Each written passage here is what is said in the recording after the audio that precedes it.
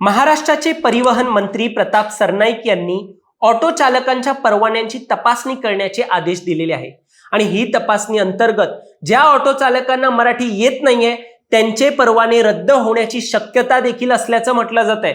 आता नेमका हा विषय काय आहे आणि याला वकील गुणरत्न सदावर्ते यांनी काय म्हणत विरोध केलाय सगळं काही जाणून घेऊया या व्हिडिओच्या माध्यमातून। दरम्यान तुम्ही चॅनलवर नवीन आलाय तर लगेच सबस्क्राइब करा प्राईम टाइम महाराष्ट्राला। मंडळी, रिक्षा परवाना घेतल्यानंतरही मराठी बोलता येत नसलेल्या चालकांची पुन्हा खातरजमा करण्याचे आदेश राज्याचे परिवहन मंत्री प्रताप सरनाईक यांनी प्रादेशिक परिवहन कार्यालयांना हे आदेश दिलेले आहेत। या एका निर्णयामुळे मराठी येत नसलेल्या रिक्षा चालकांच्या परवान्यांवर कात्री मारली जाते की काय असा प्रश्न निर्माण झालाय। या सगळ्याची सुरुवात कुठून झाली असेल तर काही दिवसांपूर्वी बोगस कागदपत्रांच्या आधारे रिक्षा चालकांनी परवाने मिळवल्याची प्रकरणे उघडकीस आली होती। यामध्ये मीरा भाईंदर, वसई विरार, ठाणे, मुंबई या शहरांचा समावेश असल्याचं म्हटलं जात होतं।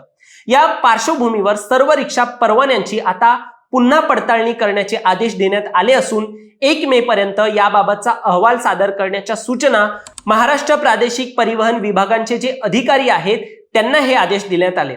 विशेष म्हणजे या तपासणी दरम्यान संबंधित रिक्षा चालकाला मराठी बोलता येते का याचीही खातरजमा करण्याचे निर्देश देण्यात आलेत।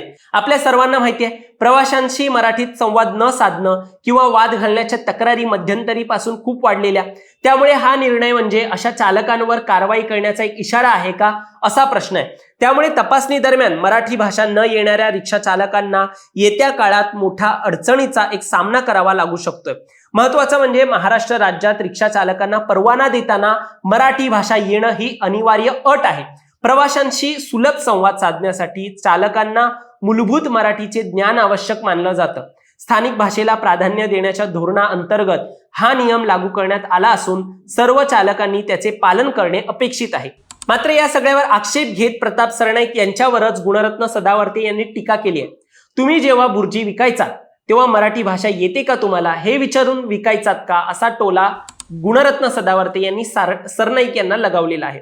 आणि सरकार आमचं आहे, जनतेचं सरकार आहे असं म्हणत सदावर्ते यांनी भाषेच्या आधारावरती ही पडताळणा किंवा हा अत्याचार जो आहे तो होता कामा नये असं म्हटलेलं आहे। तुम्हाला यावर काय वाटतं? तुमचं मत देखील आम्हाला कमेंटमध्ये सांगा आणि असेच घडामोडी पाहण्यासाठी सबस्क्राईब करा प्राईम टाइम महाराष्ट्राला।